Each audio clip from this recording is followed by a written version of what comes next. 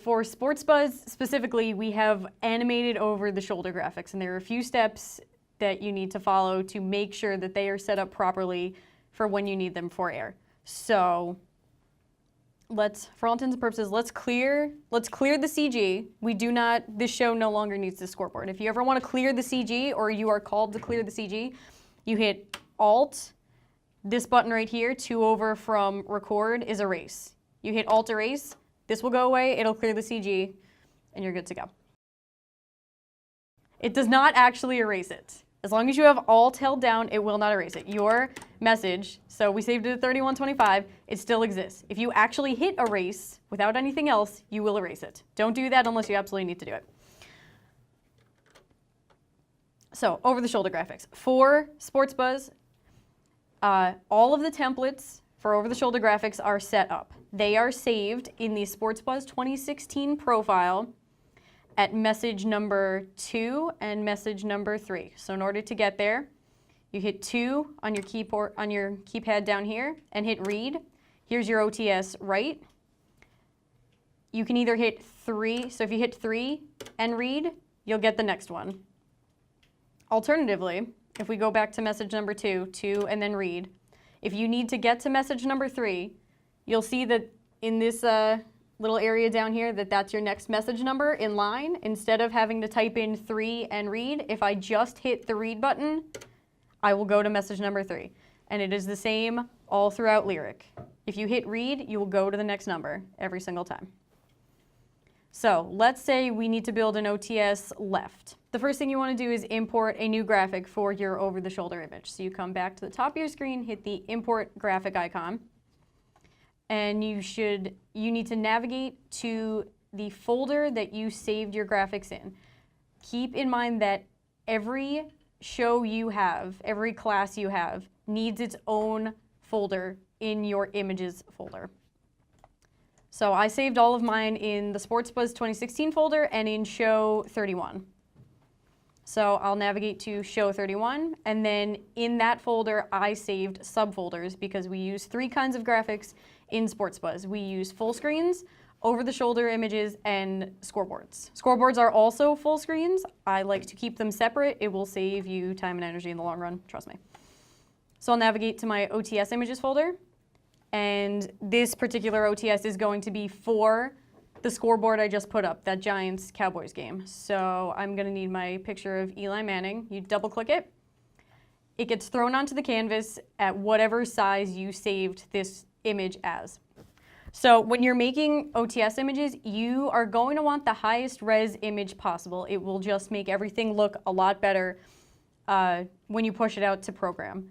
Your entire canvas is 1920 by 1080, so all your full screens will look like that. Anything between 1024 by 768 past, 1920 by 1080, you will be fine, because once you drop your image in here, you'll be able to come up here to your tools and edit the size, which is what I'm going to do to make sure it fits perfectly in our frame. Speaking of our frame, here's your template for the OTS. Everything is already set up, all your images are set up, and your text boxes are set up. The important thing you're going to want to do is make sure you get this image in this frame without it bleeding over. And here's how you do that. You're going to want to move your graphic to the proper place in your scene graph. So your scene graph is over here on the left. They operate like layers in Photoshop. So yes, it's very important that whatever you're working with, it's in the right place. Layers, English.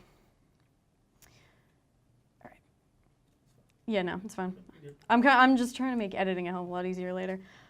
Okay, so everything in your scene graph operates like in Photoshop. These are all the layers we have on the canvas, and you need to make sure everything is in the proper order. Otherwise, when you finally push it out to CG, it won't look the way you intend, or it just might not function.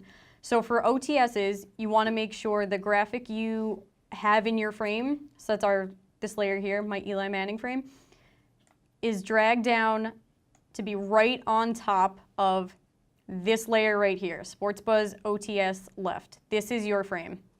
The graphic going in the frame needs to be the one immediately above your frame layer.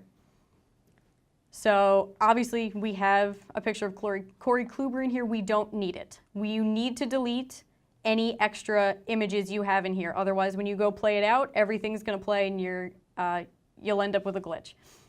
So in order to do that, select the file you want to, or excuse me, select the layer you want to get rid of. You come up here, back to your top row of icons, and hit this red X here, delete object, and it's gone.